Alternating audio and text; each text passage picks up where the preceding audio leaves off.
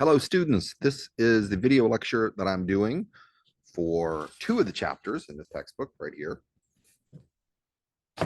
Chapter 7, which is all about magazines. And then I'm also going to talk about some of the material that's in Chapter 8, which is the chapter about representation. It's useful material because a lot of that material in that chapter deals with the significance of the Black press. I thought it made sense to do Chapter 7 and Chapter 8 together. But again, just to reiterate, I think issues of representation are important, and I try to put those where appropriate in every module and every chapter. And I'm sitting here in my backyard, and then look right behind me, some flowers. Where see the flowers there? Anyway, thought about trying to find an angle so you could get me in the flowers, but let's just do it. Here we go. First off, here is a famous cover. I think it's kind of funny, but it is sort of like a dark sense of humor. Famous cover from the comedy magazine National Lampoon. What is a magazine? The sort of standard definition would be a magazine is a publication of lasting interest targeted at a specific audience, a collection of articles. But in the beginning of that chapter, take a look at that. Mindich also gives the origin of the word magazine itself, which goes back to Arabic, meaning a storeroom. And then in French, the word for store is magazine. So I like the idea that this form of media is actually just sort of a giant store, because so many forms of media, at least in the United States, are designed around commerce and are designed to sell you something. They are designed to sell you something. So I like reminding people that magazine could mean store as well. All right, now this is from the beginning of chapter 8, the chapter about representation. On page 137, Mindich mentions this famous sign that was hanging up in a newsroom from a British tabloid. One Englishman is a story, 10 Frenchmen is a story, 100 Germans is a story, and nothing ever happens in Chile. Now, that's obviously not true. And, it's definitely xenophobic and represents a certain mentality. But this is the mentality that does influence a lot of news coverage, which relates to the idea of proximity here. Okay. Anyway, I'm getting ahead of myself. These are sort of like 7 news values that are often included in journalism textbooks to illustrate why something is considered news and why something else is not considered news. You have them here. You can see them on your screen. They're in the lecture notes as well.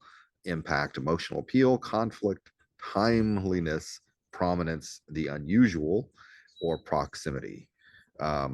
But a saying that I borrowed from one of my former colleagues, Tim Wolfemeyer: news is really whatever an editor says is news. Okay. So we have those standard news values, but news is really whatever an editor says is news, which could be something as silly as the famous water skiing squirrel. This example is often used when people talk about trivial, silly, or sort of meaningless news coverage. But I want to go back here to this final point, proximity. Okay. That little saying, the very offensive sign hanging up in a British newsroom, touches directly on this issue of proximity. Um, Something is news if it's close to us. That's one meaning of proximity.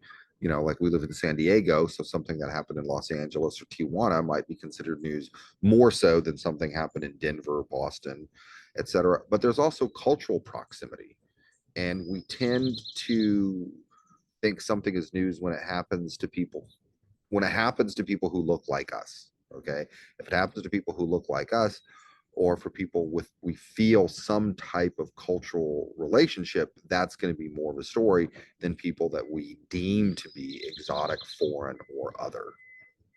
Hence this sort of now notorious white woman syndrome, or missing white woman syndrome. Chapter 8 does begin with a discussion of this about why certain individuals, when they go missing, why do they become national news stories? And then when other people go missing, or murdered or worse, why is that not a news story? It relates to this concept of cultural proximity. Which brings me to the issue of the importance of the Black press. This is what Mindich spends a couple pages in chapter 8 discussing, particularly when it comes to civil rights. Most white periodicals, including newspapers and magazines, were not enthusiastic about civil rights when it comes to African Americans, and the success of magazines catered, devoted to this audience, illustrates the power that magazines have when they can target specific communities. Um, Here we have an image of Freedom's Journal, the first periodical edited by African Americans, which appeared in 1827. That is discussed in some detail on page 140 of the textbook.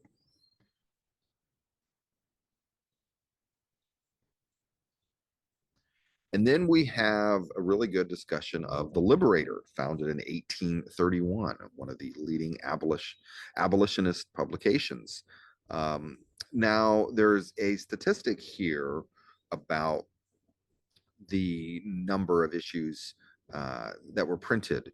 Now, currently, the magazine industry believes that more than one person reads a magazine. Maybe it's 2.5, 2.6, something like that. My hunch is that something like The Liberator was probably read by, or at least read to, many more than just two or three people per issue. I think each issue was probably very valuable, probably cherished by the community, probably passed through a great many hands. So I think that the readership of The Liberator and the scope of its influence goes far, far beyond the maybe limited number of publications that were actually put out into the world.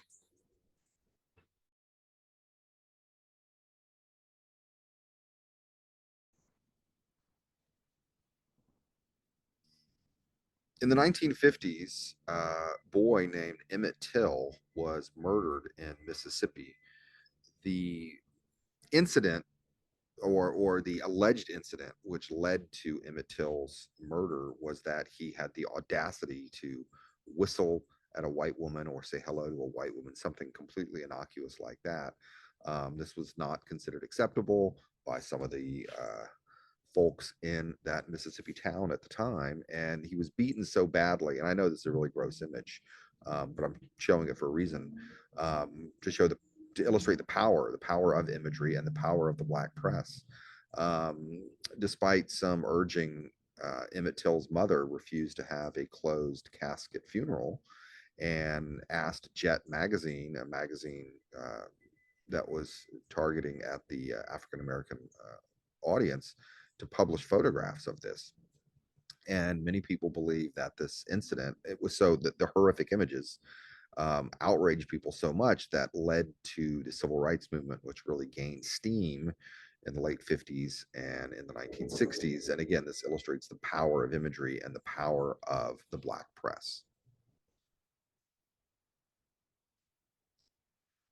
Now we have some information here about the magazine Ebony, which I don't believe exists. If it does exist, I think it's digital only.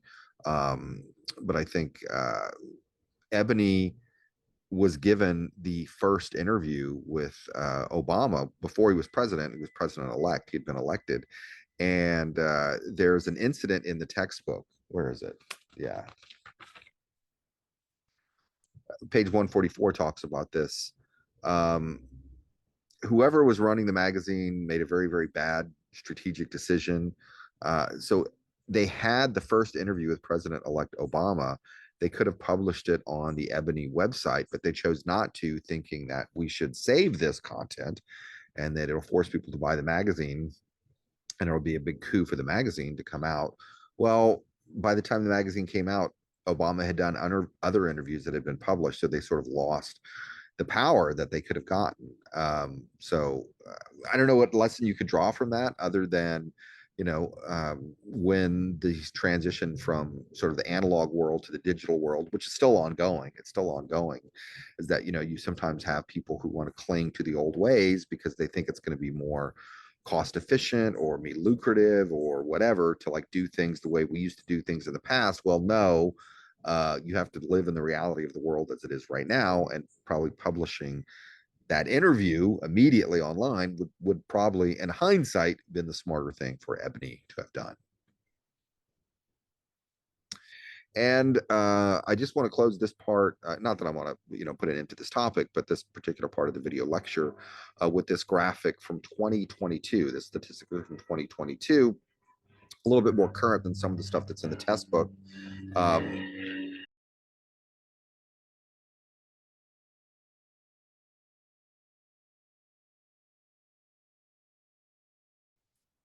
The information here comes from statistics in 2022.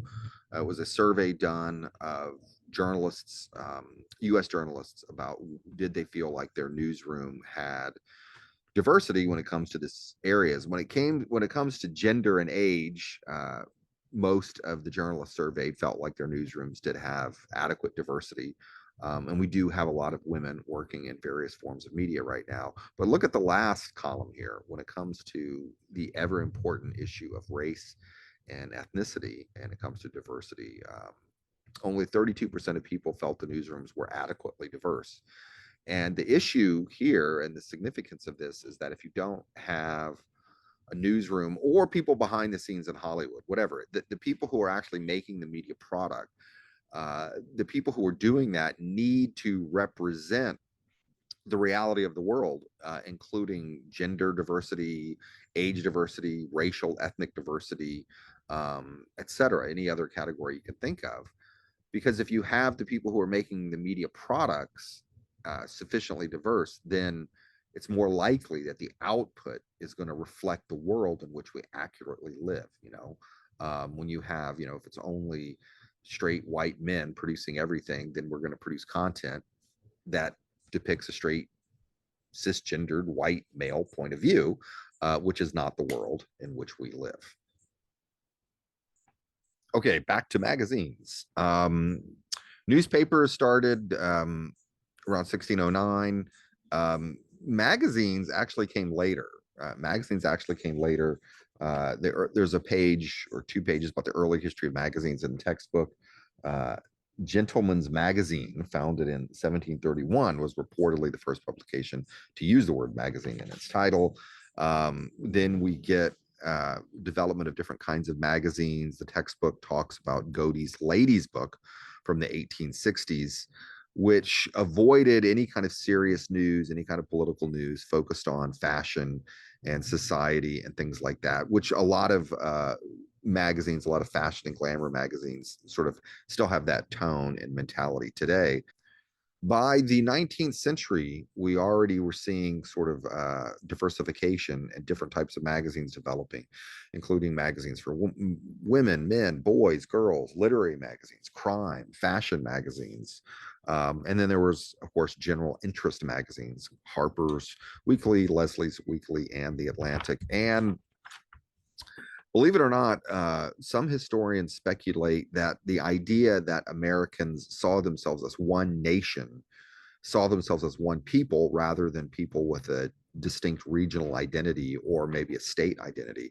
The idea that we saw ourselves as Americans had to do with the growth of national magazines after the Civil War. You had an increase in transportation, railroads, you had the beginnings of things like department stores, you had mass retailing.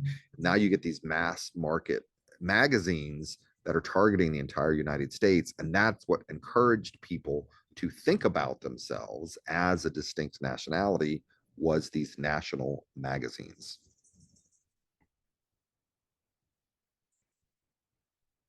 Photojournalism and the growth of photojournalism went closely along with the evolution of magazines. I just want to take a moment here to talk about Matthew Brady, who was a famous photographer known for taking photographs of the Civil War. And I put the word team here in the slide because we now know that Matthew Brady Classic example. You see examples of this in many kinds of many aspects of history. One person gets famous like Edison, but he actually has a team of people working for him. Matthew Brady had a team of people working for him. He got all the credit. Harper's Weekly reprinted many of his photographs. And this begins to put forth the notion that photographs are a form of history and is a way of preserving history. Here I have some examples of photographs attributed to Matthew Brady, or it could be Matthew Brady's team. Again, could be his team, but Matthew Brady's the one that, figured out how he could get all the credit. So the Civil War is the first American military conflict for which we have a historic record. But the photographs at the time actually took a great deal of time to develop. You had to hold the camera still for several seconds, maybe even a minute. So they're not like candid action shots of people in the midst of battle. These are still compositions. And we also now know that the photographs were composed and bodies were even moved to make a more aesthetically pleasing image. We talked about photo manipulation and things like that when we talked about ethics. So Matthew Brady would get a slap on the hand. He would get his Pulitzer Prize revoked. He'd lose his job if he did this kind of stuff today. But, in the 1860s, 1870s, we didn't have such refined notions of ethics when it comes to media imagery. Now we get the muckraking era. Do take a look at that. That's on page 124 of the textbook. Muckraking the term was developed as a negative, a pejorative, saying that, hey, you reporters, you investigative journalists, you're just like digging through the muck, something negative. Now it has sort of a different tone. We have a number of journalists, including Ida Tarbell and Lincoln Stevens, who take on a range of social issues, things dealing with hygiene, safety in meat packing plants, sanitation conditions in cities, so monopolistic business practices of John D. Rockefeller. So a lot of the stuff was published in McClure's magazine. McClure's is the magazine that you should associate with muckraking. Hint. A lot of these reports, which may be dismissed as muckraking, actually led to a great many reforms, including laws and regulations and things which we still have in place today. And by and large, I think the world, at least when it comes to hygiene and safety and worker safety and things like that, it's a better world now than it was over 100 years ago. So I think that there was some impact and some lasting repercussions from the muckraking era.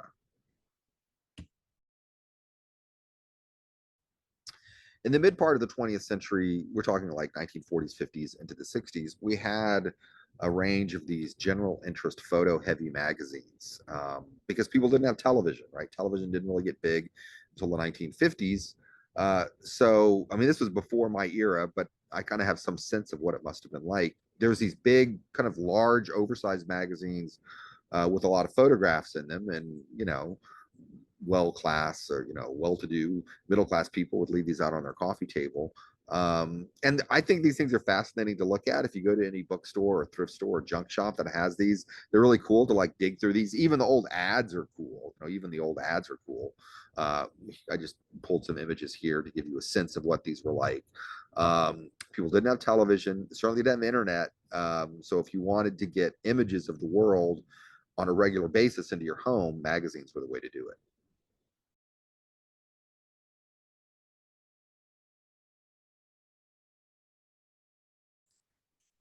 I just want to take a moment here to talk about the artificial nature of the world depicted in magazines. Okay.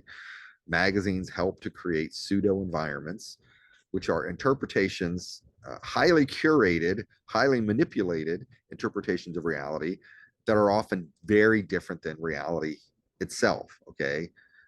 So don't judge yourself, don't judge your insides based on images that you see in magazines. And I'm going to drop in a video right here, which shows Photoshop manipulation of a female model. And this video is several years old. I mean, this video is rather old, but I think it really does a good job of showing how extreme Photoshop manipulation can be, and with AI, it can be taken to the next level. I don't even think you need human beings anymore. You can just like create things completely from whole cloth. And this young woman looked fine to begin with. She would have been fine to begin with, but whoever was the artistic director wanted to create something very distinct. And I think when you put, I think I've mentioned this already, when you put out these artificial images, it can lead to negative consequences in society, including people having body image issues because they see so many artificial images all the time.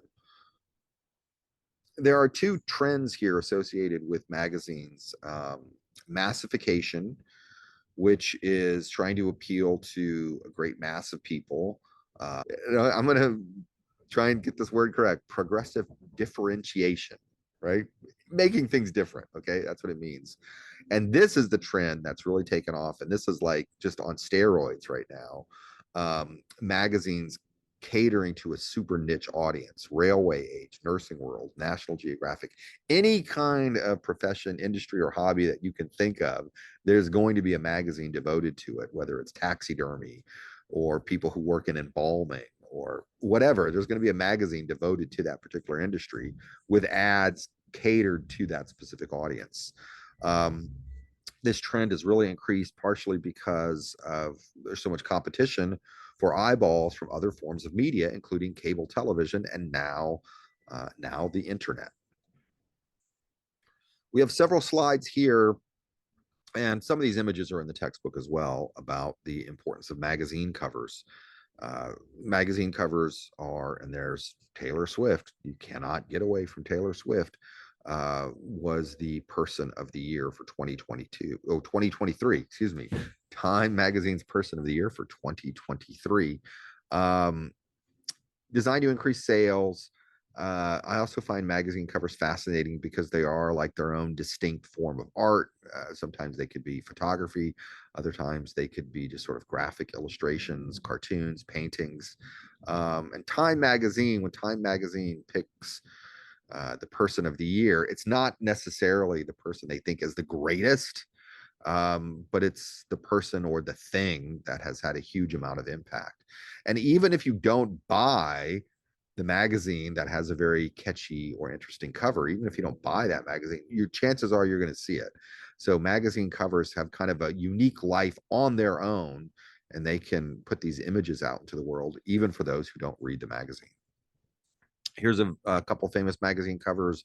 1968, Muhammad Ali, persecuted for protesting the Vietnam War. And I like the comparison that Mendich has made here with this classic painting of Saint Sebastian. Here we have John Lennon and Yoko Ono. I didn't realize until not too long ago that this photo was taken not long before John Lennon's murder.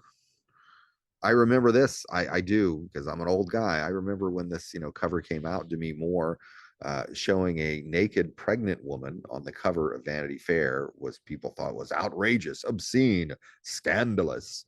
Pregnancy is nothing to be embarrassed about. But I do remember when this came out. This one is not, I don't think it's in the textbook, is it? Yes, this image is not in the textbook. This was about breastfeeding. Now, I admit, I'm just going to, be honest. I think that child looks a little old to be breastfeeding. But, it's a good way to expose and bring about a discussion of breastfeeding and how normal and natural it is, and not something that should be, taboo. And then we have, maybe some of y'all remember this, we have Paper Magazine from 2014 with Kim Kardashian. And then we have Caitlyn Jenner from 2015.